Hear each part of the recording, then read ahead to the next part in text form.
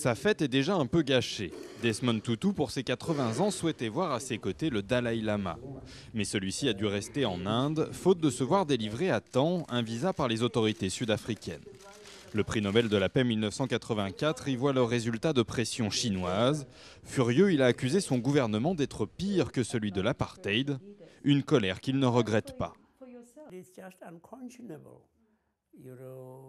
Et il est tout simplement inconcevable que nous qui avons souffert d'un régime oppressif, fassions le même genre de choses qui sont faites par des gouvernements oppressifs.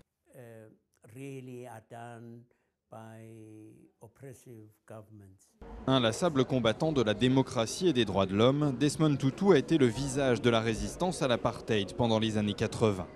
Il a noué une relation intense avec Nelson Mandela et ils ont mené ensemble l'Afrique du Sud sur le chemin de la réconciliation à partir de 1994, notamment avec la mise en place de la commission Vérité-Réconciliation. Nous avions une relation très amicale. Je décrochais le téléphone, je disais que je voulais lui parler et on me le passait instantanément. Et si ce n'était pas possible, je savais qu'il me rappellerait.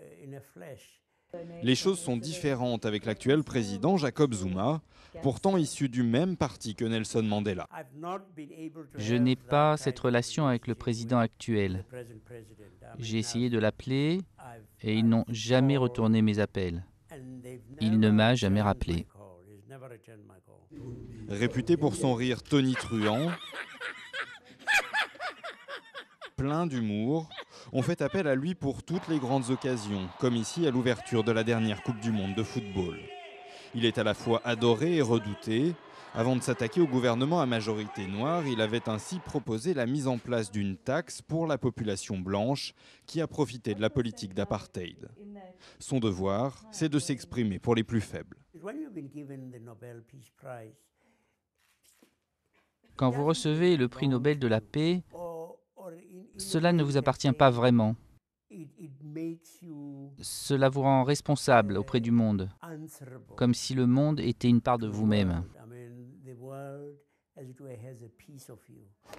Sur son dernier ouvrage qui vient de paraître en Afrique du Sud, il affiche cet éternel sourire.